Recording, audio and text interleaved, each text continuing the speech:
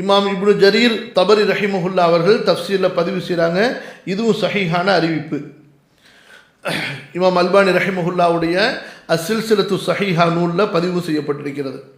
மல் குர்சியு fill Arshi இல்லா கஹல்கத்தின் மின் ஹதீதின் உல்கியத் பைன லஹ்ரை ஃபலாத்தின் மினல் அர்தி. புரியுதா? அதுக்கு முன்னாடி இன்னொரு ஹதீஸை உங்களுக்கு சொல்கிறேன். அதனுடைய கடைசி பகுதி தான் இந்த ஹதீஸு. இது தனியாகவும் அறிவிக்கப்படுது. சரி, அல்லது இதை முதல்ல பாருங்கள். என்னன்னு சொன்னால், பூமியை விட பெருசு எது? வானம். 7 பூமிகளை விட பெருசு முதல் வானம். முதல் வானத்தை விட பெருசு ரெண்டாவது. அதை அப்படி இங்கே என்ன சொல்ல, ஹதீஸில் என்ன நேரடியாக ரசூல் ஸல்லல்லாஹு அலைஹி வஸல்லம் சொல்கிறாங்க, அபூதர் ரலியல்லாஹு அன்ஹு அறிவிக்கிறாங்க, அல்லாஹ்வுடைய அர்ஷுக்கு முன்னால், அல்லாஹ்வுடைய அர்ஷுக்கு முன்னால் குர்சி எவ்வளவு பெருசு என்றால், ஒரு இரும்பு ரிங் வளையம். புரியுதா? ஒரு பெரிய பாலைவன மைதானத்தில் அதை நடுவில் அப்படி தூக்கி போட்டுட்டிங்கன்னா, கொஞ்சம் தூரம் போய் நின்று நீங்கள் பார்த்தால் அந்த இரும்பு ரிங் எப்படி தெரியும் உங்களுக்கு? தெரியவே தெரியாது. புரியுதா இல்லையா? அல்லாஹ் அக்பர். அல்லாஹுடைய அர்ஷுடைய பிரம்மாண்டத்துக்கு முன்னாடி குர்சி அவ்வளவு சின்னது. குர்சி எவ்வளவு பெருசு? அந்த சின்னதுங்கிற குர்சி இருக்குல்ல, அது எவ்வளவு பெருசு?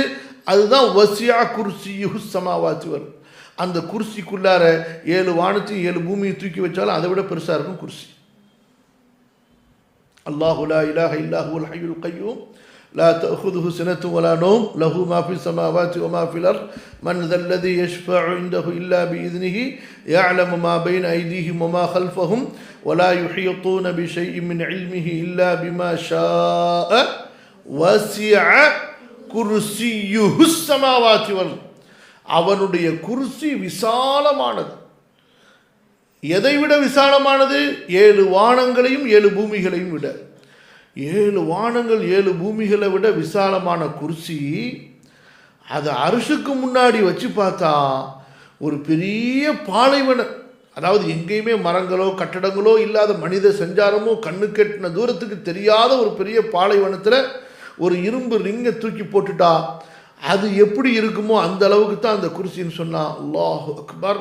அல்லாஹ்வுடைய அர்ஷ் எவ்வளோ பெருசு பாருங்க. புரியுதா? சரி, என்ன விஷயம்? இவ்வளவு தெளிவாக ரசூலுல்லாஹி ஸல்லல்லாஹு அலைஹி வஸல்லம் அவர்கள் அர்ஷை பற்றி விளக்குறாங்க, குர்சியை பற்றி விளக்குறாங்க. ஏன்பா அறிவாளிகளா, இல்லாத ஒன்றை பற்றியா இப்படி பிரம்மாண்டமாக விளக்கிட்டு இருக்கிறாங்க ரசூல் ஸல்லல்லாஹு அலைஹி வஸல்லம்? புரியுதா உங்களுக்கு? விளங்கலை. வெறும் அல்லாஹ்வுடைய ஆட்சிங்கிறதையா இப்படி விளக்கிட்டு இருக்கிறாங்க? அல்லாஹ்வுடைய ஆட்சிங்கிறது அல்லாஹ் எவ்வளவு தெளிவாக சொல்றான். வலில்லாஹி முல்கு ஸமாவாத்தி வல் அர்த். வானங்கள் பூமியுடைய ஆட்சி அல்லாஹ்வுக்கே சொந்தமானது. இது எத்தனை இடத்துல இருக்கு ரப்புல் ஆலமீன் சொல்றான்? புரியுதா இல்லையா? தன்னுடைய ஆட்சி அனைத்திலும் இருக்கிறது, அனைத்திலும் அவன்தான் ஆட்சி செலுத்துகிறான் என்பதை பல வசனங்களில் ரப்புல் ஆலமீன் சொல்கிறான். அப்படி சொல்லக்கூடிய ரப்பு அர்ஷையும் குர்சியையும் தனியாக சொல்றான். எனவே அர்ஷ் என்பது வேறு, குர்சி என்பது வேறு. எல்லாவற்றிலும் அல்லாஹ்வுடைய ஆட்சி இருக்கிறது என்பது வேறு. புரியுதா இல்லையா? எனவே குர்சியை அர்ஷை பற்றி சொல்லும்போது வெறும் ஆட்சின்னு சொல்லி நீங்கள் அல்லாஹ்வுடைய வல்லமையை நீங்கள் திருச்சி கூறுவதற்குதே அது ஏற்றுக்கொள்ளப்பட்ட ஒன்றல்ல.